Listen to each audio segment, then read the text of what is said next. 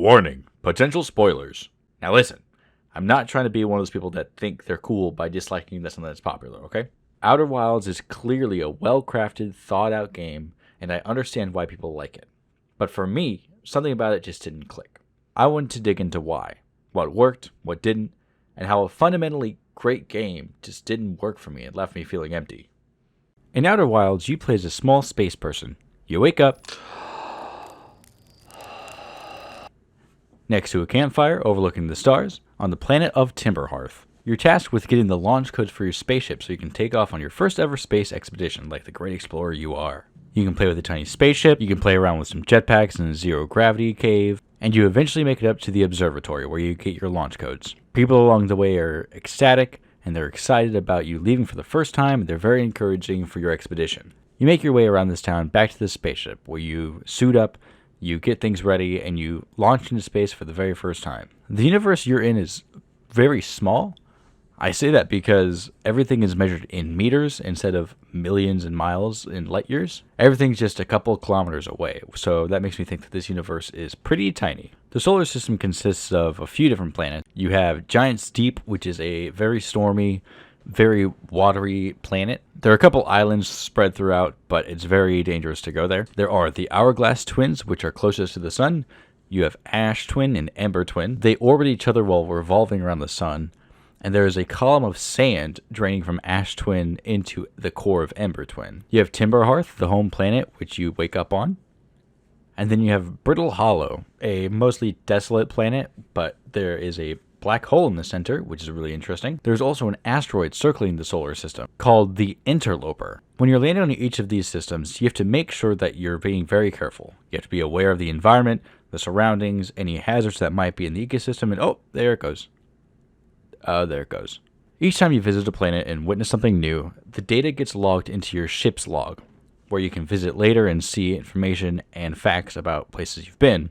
That way you can go back and revisit them for more information later. The gameplay loop is pretty simple. It's about 17 hours long for the main game, and your goal is to go from one planet, learn something new, and then follow that information to the next planet. It's a very simple loop of go someplace new, learn something new, go to a different place, learn something new. As going from planet to planet, you slowly start to unravel the story of this ancient species called the Nomai. Nomai? Nomai. Nomai.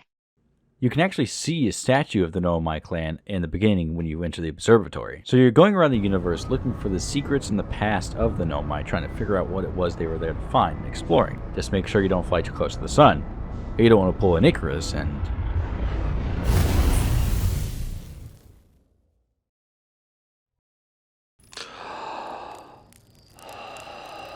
You wake up back on Timberhearth.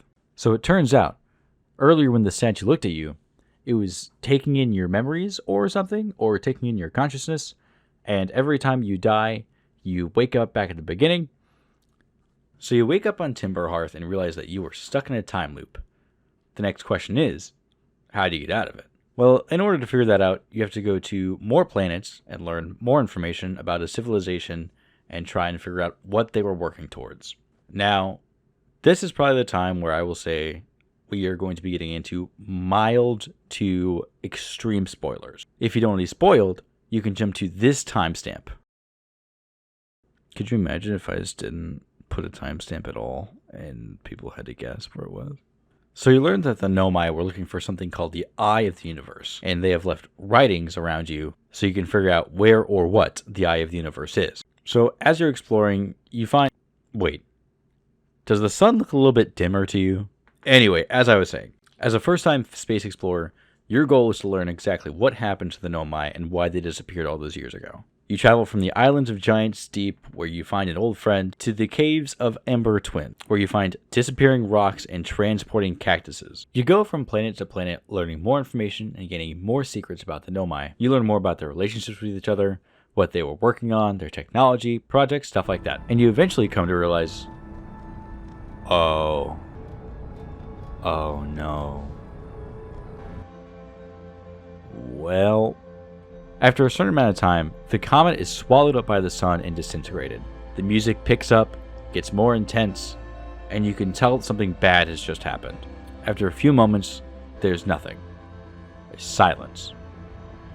And then everything that you know is gone. There's no use running from it. There's no use getting a certain amount of distance away from it. You, along with everyone you know and love, is swallowed by the supernova. Until a new day.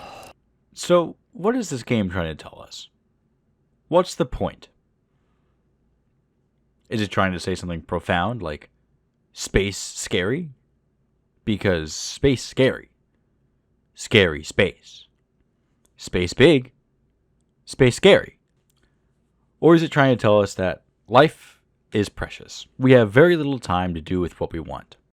Is it telling us to make the most out of our daily lives? Is it telling us to pursue our dreams? Because if we don't, we run out of time. Maybe it's saying that life is precious. You know, the other explorers we see throughout Outer Wilds are all relaxing.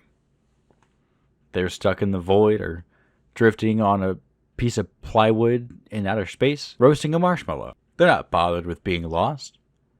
They don't mind being far away or the fact that they're stuck on a rock. They're content. Does that mean we should be content? Should we be satisfied with our life? Or should we pursue our dreams until the clock runs out? You know? I think whatever lesson this game is trying to teach us, it's that everything is precious. And everything dies. And that's okay. But more importantly, we should all remember that space, scary.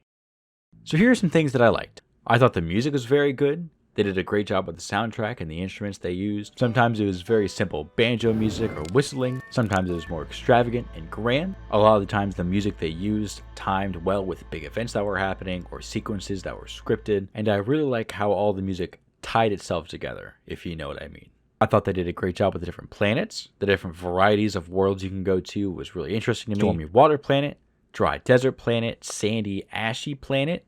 And then, of course, you have the green planet. You hit all the big biome zones: grass, water, fire, ice. The ending of the game was actually the most interesting part. I just didn't like that I had trudged through 17 hours of book hunting. So here's what I didn't like as much. This game didn't provide me with a ton of guidance. It sort of lets the player go off on their own whimsy to try and discover the story by themselves, which is pretty cool. However, I personally prefer games that give me a straight line, and I like to follow it.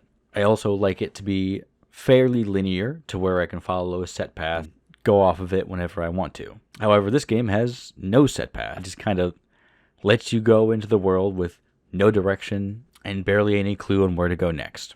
You as the player must decide where to go based off your own intuition or clues that you pick up, which is fine, but it's not what I prefer. What's an interesting case for this is that I like Minecraft. I really enjoy Minecraft, and that game doesn't have linear story at all. That game doesn't really have any story. It sets you free into a world with no direction except for some clues here and there that may lead you to the right path. However, the key difference between Minecraft and Outer Wilds is that I wanted to play Minecraft. That was something I looked forward to as a kid. I saw so many videos and playthroughs and mods. It was just something I really, really liked. I watched a lot of YouTubers play Minecraft, and it really inspired me to play the game myself. I didn't think the lore was that interesting. I didn't think it was interesting enough to keep my attention. I never really felt compelled to read any of the story between Nomai A and Nomai B. So it's harder for me to care about these characters when I know what happens to them. They die.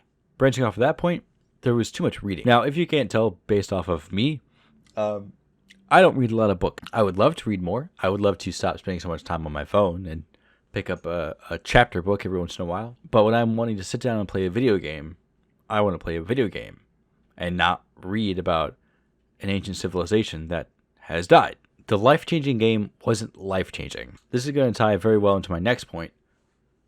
But I was told that this game was really life-changing. It was revolutionary. It was an indie game that would completely make me rethink how I see games overall. It was going to be this amazing story with fantastic gameplay and visuals. And although the game was nice to look at, the experience itself didn't make me rethink my life. And the final point I want to talk about is the high expectations. This game was told to me that it was going to be life-changing and revolutionary, but I didn't feel that.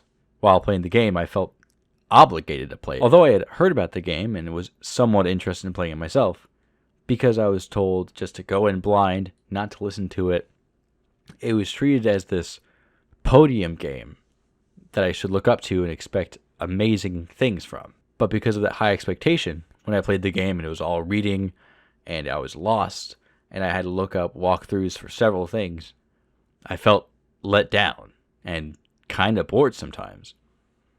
I'm going through a similar thing with Persona 5. A friend of mine had recommended it to me a few years ago, and while I'm partway through the game, I don't feel super compelled to play it.